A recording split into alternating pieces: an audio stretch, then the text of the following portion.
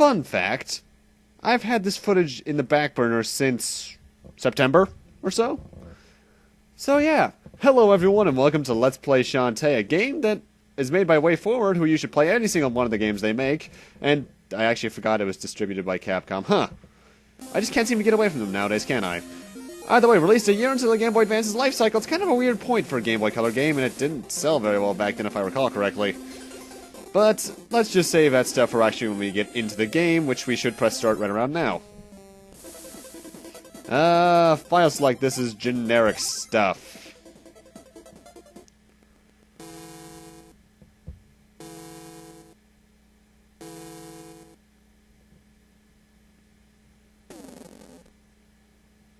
Nice shot! What? Not another pirate attack. I'd better warn Scuttletown. Text scrolling is really weird in this game. You have to hold the button in order to make it go down, but then to progress it on, you need to press the B button again. And welcome to the first section, where you just need to run right and not get a hit, really. The way you run, because you're normally just walking, is that you actually have to hold the attack button, which is kind of weird. Later games in the series, Risky's Revenge onwards, really, would change that, so you just had to double tap the button, I believe. Really, this is just your introductory platforming section. Nothing can really kill you. Though I will admit, before I knew there was a run button, I may have lost 3 lives here. And safe.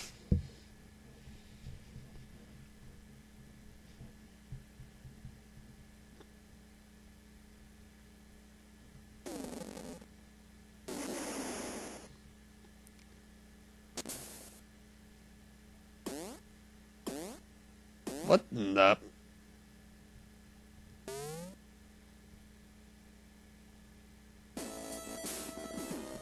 So you're behind this attack. Risky Boots, the lady pirate. In the flesh. Sorry about your shack, darling. I thought you were a guardian genie, not some scrawny kid. Well, no matter. Got a hull booty.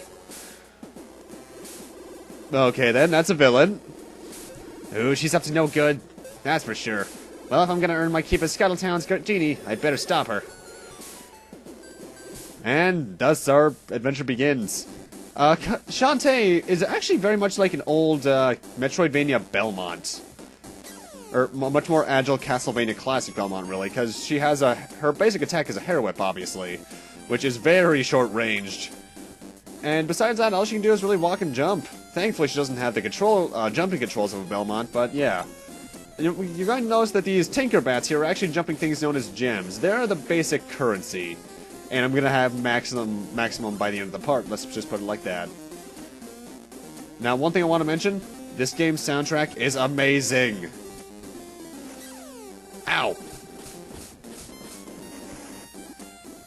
If you look in the bottom right, you can see her health bar, which is your generic heart setup. We'll get more into that stuff later. Above the gem count, there's that note thing. You can press select to start dancing, but that's kind of pointless at this point. You have lives, which is weird because this is essentially a Metroidvania kind of game. Later games in the series wouldn't have lives, which I'm kind of glad for. Then again, the whole live system thing is starting to feel a bit outdated, aside from games where it kind of feels where it's just a tradition like Mario and such. Which is why I'm glad Rayman Origins and such got rid of them entirely. Now you must be wondering, well, this is a nice little set piece. It's dark. It just turned dark as a set piece, right? No, Shantae is different in the fact that, like Pokemon Crystal, it actually does have a day-night system. It transmits. I think it changes every 2 or 3 minutes. I want to say.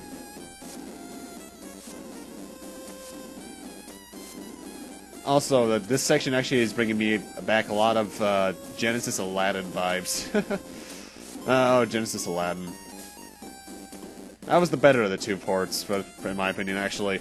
Super Nintendo wasn't bad, just not as good. What the?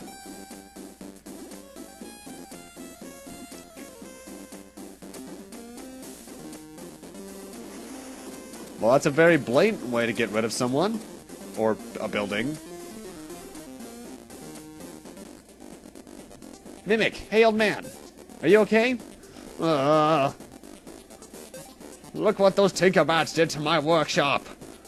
I gotta stop them before they escape with my steam engine. Steam engine? What's a steam engine? I'll explain later. Right now we have to get it back. You stay put. I'll handle this. The steam engine's been stolen, but my winter sails! And these purple platforms are actually kind of annoyingly placed. These are these kind of platforms you just have to stand on.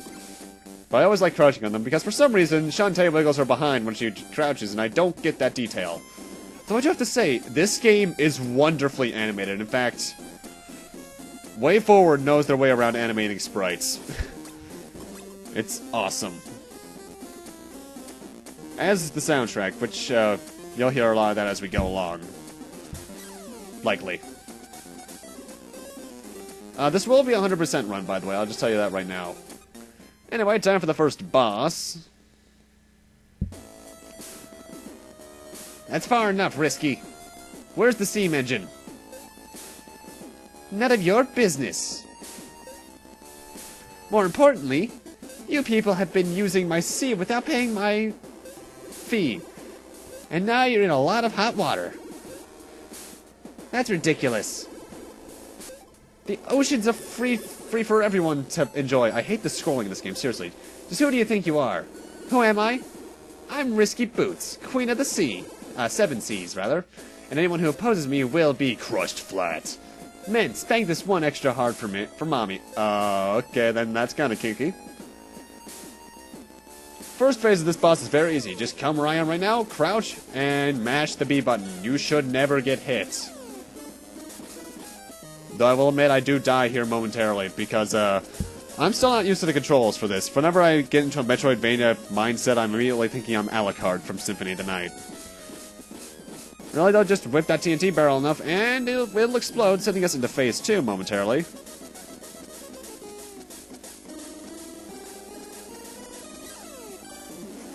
There we go. Phase 2 time. Phase 2 is actually very similar. There's 3 little windows here that the Tinkerbats will try to throw those TNT barrels out of. You just have to hit the barrels 3 times per window, and the windows will be destroyed, ending the boss fight. Very simple boss fight. It's like it's a platforming game or something. But it can throw you off, because one of my biggest problems with this game is actually its screen resolution. I know it's a Game Boy Color game and everything, but Shantae's sprite is just a tad too big, because there's a lot of leaps of faith that you have to take because of that. And you're going to take a lot of cheap hits too, but that's just the way it works. Also, do not go for a Game Boy Color cartridge of this, because you'll be paying like $500. Go for the eShop version, though you can't get a certain thing in that. I went easy on you this time. But next time, I'll be steam-powered and unstoppable. Well, you're blatant villain material for sure.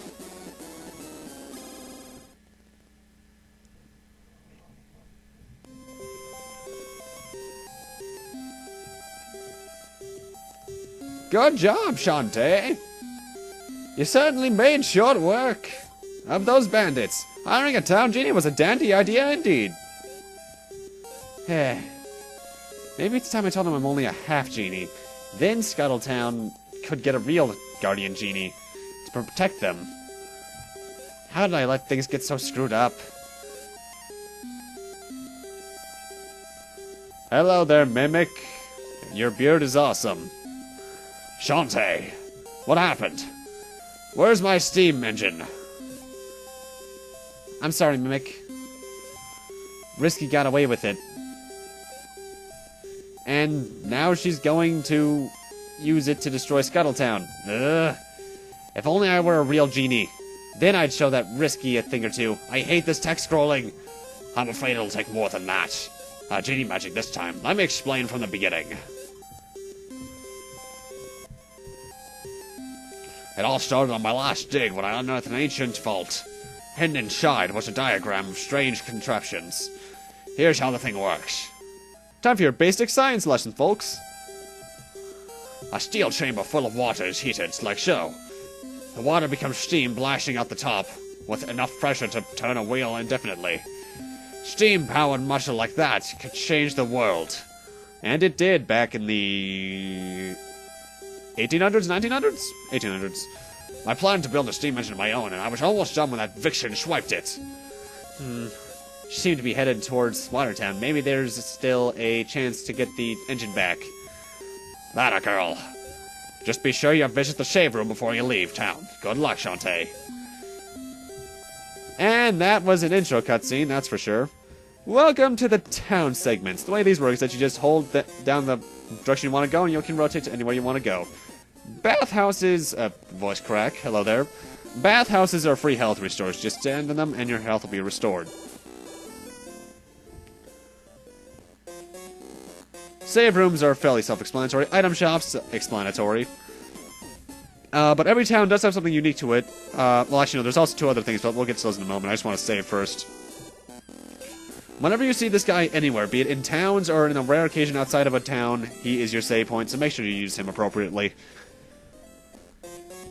Otherwise, in towns, you always have not always have dance parlors, but you always have a warp squid house and a minigame of some sort. In this place, it's the dancing minigame. However, before I do that, I need more gems, so what I always do is I head to the left here to fight these Nagas. These are actually generally much later game enemies, as you can tell just by the amount of hits they take us to kill, but they drop a lot of gems because of how late in the game they should be. So if you want to farm for gems, this is the place to do it.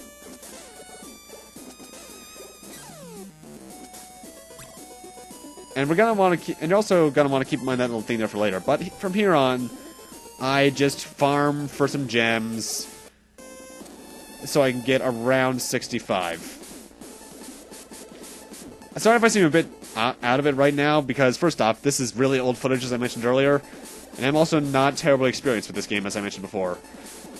Also, entering towns is really picky sometimes. Anyway, now we want to go into the dance parlor, which is to the left, Kyle. Or I can heal first, that too.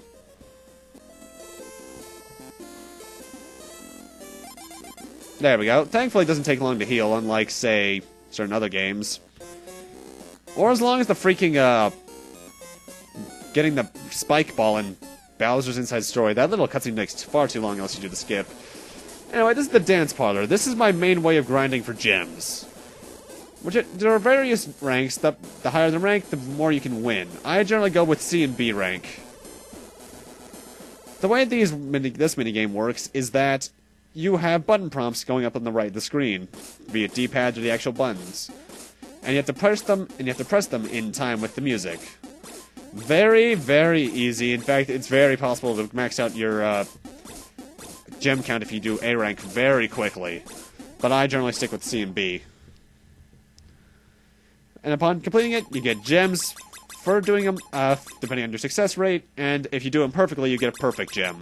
A perfect bonus, which is a generous amount of gems added to you as well. Like, that was the bonus. So from here, I pretty much farm that thing like mad until I get max gems. So I'm now at 999, or at least I shall be momentarily. There we go. So now I have various quite a few gems, probably more than I'll need throughout the game, but yeah. And now I go into the item shop because there's a couple items you're gonna want to buy before you start off. As for what's in the shop,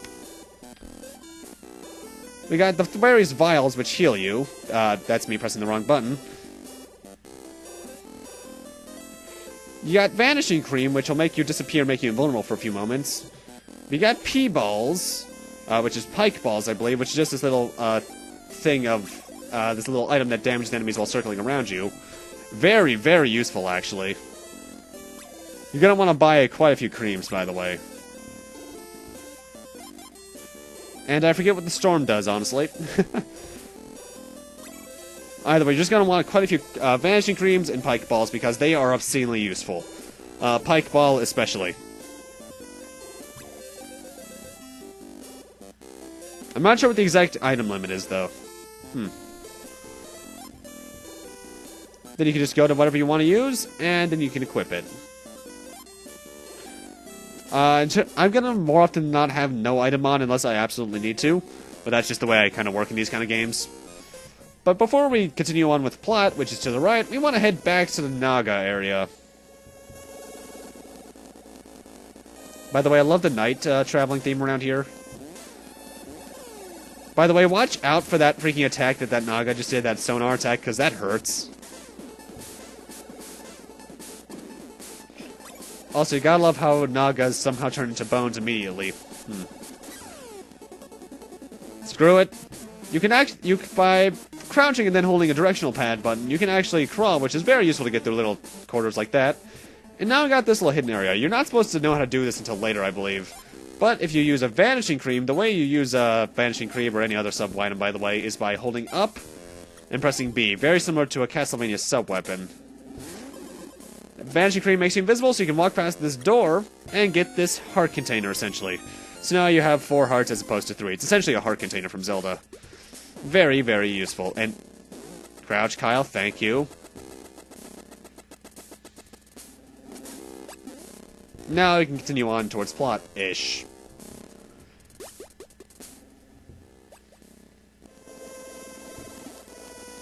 So there wasn't a lot to talk about this part, really, but it's the beginning of a game with an 8-minute-long introductory section. It's gonna get better, hopefully, from here. Hopefully.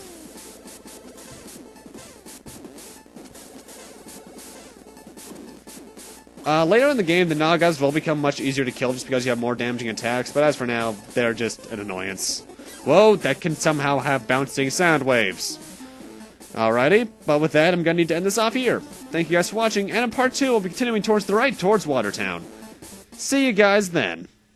Also, off-screen, I should mention I grinded back to 999 gems. Okay, now I'll see you guys then.